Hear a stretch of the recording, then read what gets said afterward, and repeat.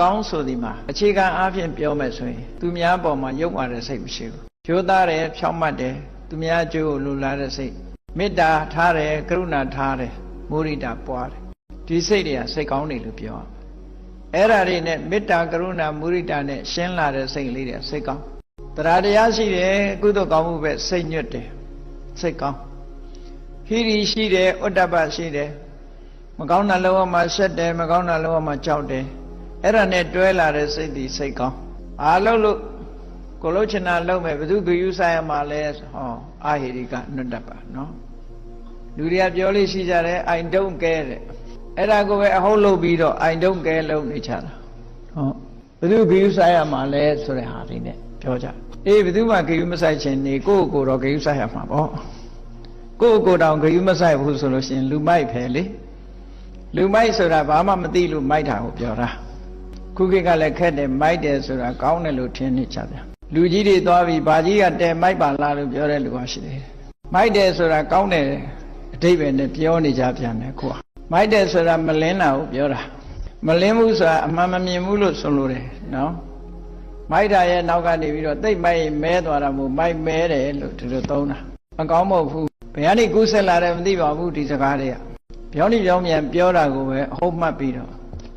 ဗန်းစကားတွေစလိုဂန်တွေကလည်းပေါ်တယ်ခုခေတ်ကနော်ဟုတ်ပြီအဲ့တော့စိတ်ကောင်းဆိုဒီမှာတရားနဲ့ရှင်တွဲလာတဲ့စိတ်ဟိရိနဲ့ဥတ္တပနဲ့ရှင်တွဲလာတဲ့စိတ်တတိနဲ့ပညာနဲ့ရှင်တွဲလာတဲ့စိတ်ဒီစိတ်တွေဟာစိတ်ကောင်းနေလို့ဒီလိုဆိုသူများပေါ်အနိုင်ကျင့်တာမျိုးမရှိဘူးသူများဥစ္စာမတရားလိုချင်တာမရှိဘူးသူတော်ဘာသားမယားပြစ်မှားလိုချင်တာမရှိဘူးကိုချင်းစားတယ်ကိုချင်းစားတဲ့စိတ်ကိုချင်းစားစိတ်ဆိုတာအတုပနာယိကလို့ခေါ်တယ်ကိုချင်းစားတယ်ဆိုတာကိုနဲ့နှိုင်းရှင်တယ်ငါမကြိုက်တဲ့အလုပ်ဘာလို့သူ့လောက်ရမှာတော့ငါရိုက်ရင်နာမှာပေါ့သူ့ရိုက်လေသူ့နာရှာမှာပဲမရိုက်နဲ့လေငါဥစ္စာခိုးသွားရင်ငါခံရခက်မှာပဲအဲ့တော့သူ့ဥစ္စာလည်းမခိုးနဲ့လေဒီလိုဆိုလိုတာပေါ့ကိုချင်းစားတရားဆိုဒီမှာကိုမကြိုက်တဲ့အလုပ်ကိုသူများကိုမလုပ်အောင်ဒီလိုဆိုတာပေါ့ကိုချင်းစာတရားဆိုဒီမှာအဲ့လိုကိုယ်အနေနဲ့ကွန်ပျားလုပ်တာအဲ့ဒါတွေကစိတ်ကောင်းနေလို့ပြောရမှာကိုချင်းစာနာတာမရှိဘူး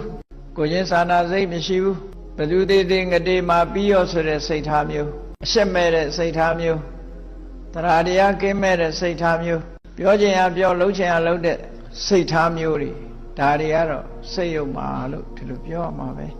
အဲ့လိုဆိုလိုတာပေါ့အဲ့တော့စိတ်ကောင်းရှိဖို့ကသိအရေးကြီးတယ်ဆိုတာမြတ်စွာဘုရားဒေသနာတော်မှာလည်းပဲစိတ်ကောင်းမရှိဘူးဆိုရင်အပြောကောင်းအလုပ်ကောင်းမလာဘူးတဲ့မလာရင်ရဇက်ကဘာလာတော့ဒုက္ခပဲမကောင်းတဲ့အကျိုးတွေလာမှာပဲမြတ်စွာဘုရားရဲ့ဒေသနာတော်အလွန်ရှင်းတယ်မနောပုပ္ပင်္ဂမဓမ္မတဲ့သဘာဝတရားတွေကိုစိတ်ကရှေးဆောင်နေတယ်စိတ်ကပဲရှေးဆောင်နေတယ်ဆိုပြီးတော့ဘုရားဟောတော့မနတာစေပဒုဋ္ဌေနမကောင်းတာတွေ6ရုပ်ပြက်ဆင်းပြက်ဖြစ်နေတဲ့စိတ်သည်ပဒုဋ္ဌဆိုတာရုပ်ပြက်ဆင်းပြက်ဖြစ်မကောင်းတာတွေကြောင့်ရုပ်ပြက်ဆင်းပြက်ဖြစ်သွားတဲ့စိတ်ဟာအဲ့ဒီစိတ်နဲ့ဘာတတိဝါကရောတိဝါပြောလိုက်မယ်လုံးလိုက်မယ်ဆိုရင်တဲ့ဟုတ်တယ်ပဒုဋ္ဌစိတ်ဆိုတာပုံမှန်စိတ်မဟုတ်တော့ဘူးခုနလိုပဲငပြောဘက်ကလေးဟာမကောင်းတဲ့အနတ်နေနဲ့ဖြည့်ဆည်းထားတဘာဝအဖြစ်ငပြောဘက်လေးကယွန်စရာမကောင်းဘူးမကောင်းတဲ့အနတ်ရှိတဲ့အရာတွေနဲ့ပေါင်းလိုက်ရင်ငပြောဘက်ကလေးပါပြည့်ရတယ်အဲ့ဒါလိုပဲကိုယ်စိတ်ကလေးဟာမကောင်းတာတွေမိမိစိတ်ထဲမှာဝင်ရောက်လာပြီဆိုလို့ရှိရင်မနာတာစေပဒုဋ္ဌေနာခေါနငပြောရက်ကိုငပိကဖြတ်လိုက်တာလို့လူရဲ့စိတ်ကိုလည်းမကောင်းတဲ့စိတ်ထဲမှာဖြစ်ပေါ်လာတဲ့အရာတွေကဖြည့်ဆည်းလိုက်တယ်အဲ့ဒီပျက်စီးသွားတဲ့စိတ်နဲ့ဘာတတိဝါပြောလိုက်မယ်ဆိုရင်ကရောတိဝါလှုပ်လိုက်မယ်ဆိုရင်ဘာဖြစ်လဲတတောနံဒုက္ခမနွေတိတဲ့အဲ့ဒီပြောလို့လှုပ်လို့ဆင်းရဲဒုက္ခတွေကနောက်ကလိုက်လာမှာပဲလို့ဒီလိုဟောတာညဆိုကောင်းတဲ့ဘက်ကလည်းဒီတိုင်းဟောတာပဲမနောပုပ္ပင်္ဂမဓမ္မတဘာဝတရားတွေကိုစိတ်ကရှေ့ဆောင်နေတာပါတဲ့အေးအဲ့ဒီစိတ်ကလေးကကြည်လင်တန်ရှင်းပြီးတော့ကောင်းတဲ့အနေထားတွေနဲ့ရှင်တွဲနေပြီဆိုရင်မနတ္တစိပတန်နေနဘာတတိဝါကရောတိဝါကောင်းတဲ့တဘာဝတရားတွေနဲ့တွဲဖက်ထားတဲ့စိတ်ကလေးနဲ့လှုပ်မယ်ပြောမယ်လှုပ်မယ်ဆိုရင်ဘာတတိဝါပြောလိုက်မယ်ဆိုရင်ကရောတိဝါလှုပ်လိုက်မယ်ဆိုရင်တတောနံဒုက္ခမဝိတိ အဲ့ဒီလိုပြောခြင်းလှုပ်ခြင်းကြောင့်ချမ်းသာတွေဟာနောက်ကလိုက်နေမှာပဲလို့ဒီအကောင်းနေ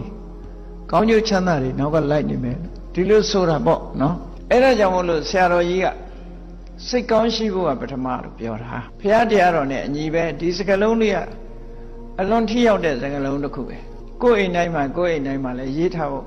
ကောင်းတယ်မိသားစုတွေစိတ်ကောင်းရှိဖို့ကပထမတို့အိမ်မှာထမင်းစားရဖို့ကပထမမဟုတ်ဘူးစိတ်ကောင်းရှိဖို့ကပထမဒီလိုရေးမှဖြစ်မှာနော်စိတ်ကောင်းရှိမှကျန်တာတွေဟာအခြေအနေကောင်းလိမ့်မယ်စိတ်ကောင်းမရှိဘူးဆိုရင်ကျန်တဲ့ဟာတွေအခြေအနေကောင်းမှုသိမရှိဘူးတဲ့